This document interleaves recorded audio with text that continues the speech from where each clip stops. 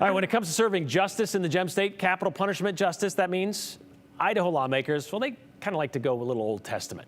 Eye for an eye, tooth for a tooth kind of thing, which is why there's been some frustration with the failed execution of convicted serial killer Thomas Creech, combined with the recent difficulty in getting the drugs used for lethal injection. Finding a vein, though, won't really be a problem if lawmakers get their way. Right, Joe? Yeah, the method of execution that they're going for doesn't need a vein to be successful. Right. By a vote of 58-11 and one lawmaker absent today, the full Idaho House passed a bill that makes the firing squad, the primary method of execution in Idaho. The proposal lays out that if, for whatever reason, the firing squad can't be used, maybe a court at some point says you can't do that anymore, maybe they ran out of bullets, I don't know, but they would default as a secondary method to lethal injection. The failed execution of Thomas Creech, though, is only one factor into the legislation. In recent years, the state of Idaho has also struggled to buy the drug pentobarbital, which is used for lethal injection.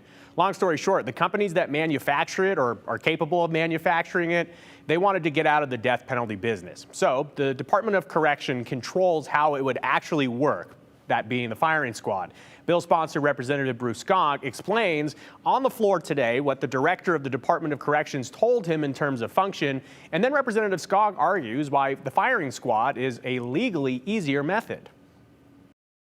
He plans to do a mechanized version of the firing squad, so there won't be a lineup of people holding rifles. The appeals that have gone on for our two who are currently furthest on towards the death penalty actually being carried out, the appeals all had to do with how the intravenous injection would interact with their bodies and their current medications and that type of thing, that it would be painful, cause issues.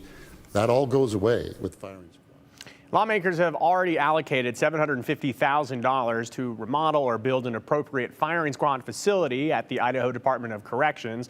They're working on it. Meanwhile, Representative John Gannon, Democrat from Boise, in debate, questioned the overall cost that could be mounting and argues that there's no reason to change the method. I really don't understand what the problem is with the lethal injection versus the firing squad, first of all.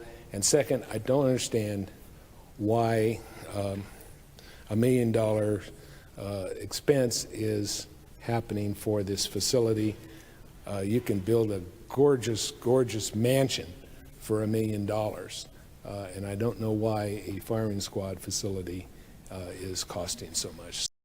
So different perspectives there, and the state of Idaho right now is one of 5 states that allows the firing squad. If this legislation were to become law, it would make Idaho the only state in the union that has firing squad as the primary method. Just around the nation, if you look, state of Utah, they have firing squad as a backup, or people can choose to have that for their sentence if they were sentenced before the year 2004. South Carolina has as a choice, Oklahoma, a final option. Same with the state of Mississippi, but Brian, Idaho would essentially be the only state where by default it would be the mechanical firing squad that would carry out. First choice, yeah. I believe it was Utah who was the last state to use the firing squad in execution back in 2010, I think. Yeah, so it's been a while.